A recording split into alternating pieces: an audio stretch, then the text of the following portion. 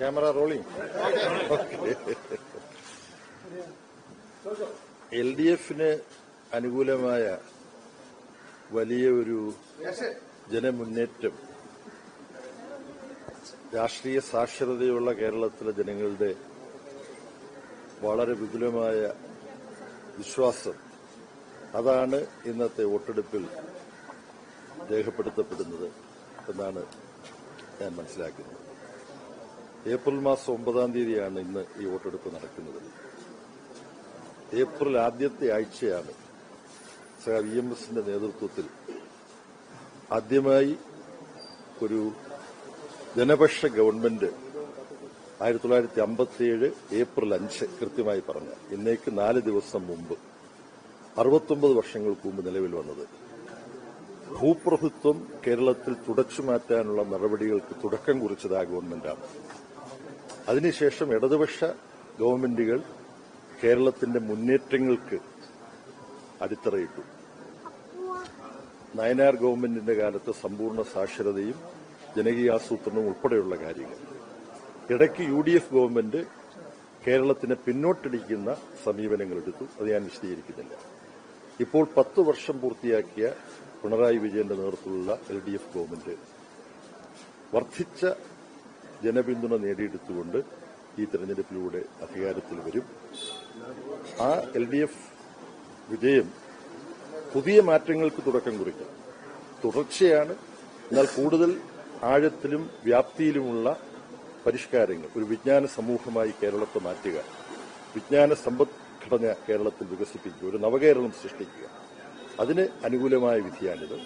അതേസമയം ഞങ്ങൾക്ക് ഒരുപാട് നേട്ടങ്ങൾ പറയാനുള്ളതിനിടയ്ക്ക് ഞങ്ങൾക്കൊരു കോട്ടങ്ങളും ഉണ്ടായിട്ടില്ലെന്നല്ല, ബോധപൂർവമല്ലാതെ ചില പോരായ്മകളോ കുറവുകളോ സംഭവിച്ചിട്ടുള്ളത് മാധ്യമങ്ങളും ജനങ്ങളും ചൂണ്ടിക്കാണിച്ച അത് ഉൾക്കൊണ്ട് തിരുത്തിക്കൊണ്ടായിരിക്കും ഇടതുപക്ഷ ജനാധിപത്യ മുന്നണിയുടെ പുതിയ ഗവൺമെന്റ് കൂടുതൽ ജനവിശ്വാസം ആർജിച്ചുകൊണ്ട് മുന്നോട്ട് പോകാൻ പോകും.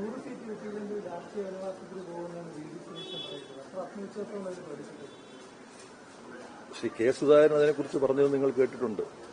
അതിനുവേണ്ടി നമുക്കെല്ലാം പ്രാർത്ഥിക്കാം. അദ്ദേഹം രാഷ്ട്രീയ വനവാസത്തിന് പോകാൻ ഇടയാവാത്ത സാഹചര്യം സൃഷ്ടിക്കാം. അതാണ് UDF ക്യാമ്പിൽ തന്നെയുള്ള അഭിപ്രായം. മതിയല്ലോ.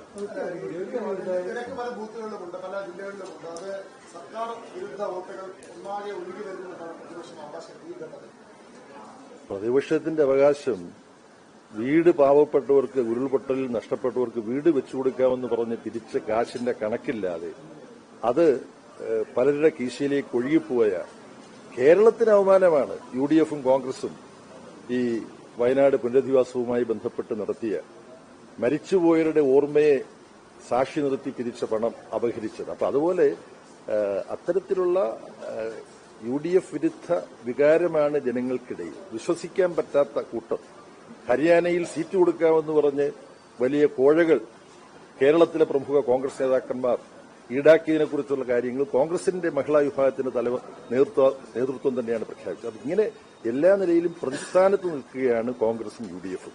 അതുകൊണ്ട് ഈ ജനങ്ങളുടെ തള്ളിച്ച ഇടതുപക്ഷ ജനാധിപത്യ മുന്നണിക്ക് അനുകൂലമായ ഒരു വികാര ആവേശത്തിന്റെ ആവിഷ്കാരമായിട്ടാണ് ഞാൻ കാണുന്നത്.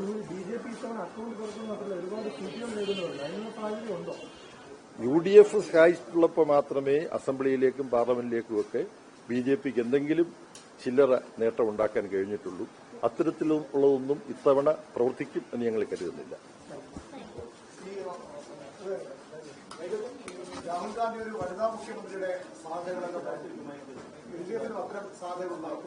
അല്ല, LDF ഭൂരിപക്ഷം നേടിക്കഴിയുമ്പോൾ അതിന്റെ നേതൃത്വം ആലോചിച്ച് മുഖ്യമന്ത്രിയാകാൻ ഏറ്റവും യോഗ്യരായ ആളുകളെ കണ്ടെത്തും. അത് ലിംഗ പരിഗണന വെച്ചിട്ടല്ല അക്കാര്യം തീരുമാനിക്കുക. ഇടതുപക്ഷ ജനാധിപത്യ മുന്നണിയാണ് സ്ത്രീ ശാക്തീകരണത്തിന് ഏറ്റവും കൂടുതൽ സംഭാവന നൽകിയിട്ടുള്ളത്.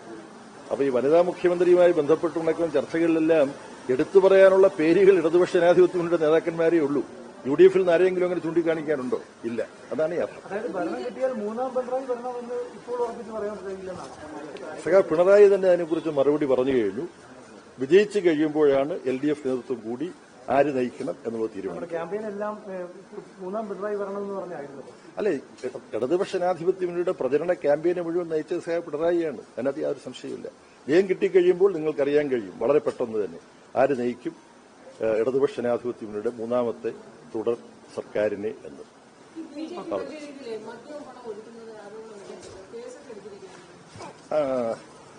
ബിജെപിക്കും കോൺഗ്രസിനും പണക്കൊഴുപ്പും തെരഞ്ഞെടുപ്പിൽ തങ്ങൾക്ക് അനുകൂലമായി വോട്ടർമാരെ ആകർഷിക്കാനുള്ള മാർഗങ്ങൾ ആയിട്ട് അവർ കാണുന്നുണ്ട്. ഇപ്പോൾ ഏറ്റവും കൂടുതൽ അത്തരം ആക്ഷേപം വന്നിട്ടുള്ളത് ബിജെപിയെ കുറിച്ചാണ്.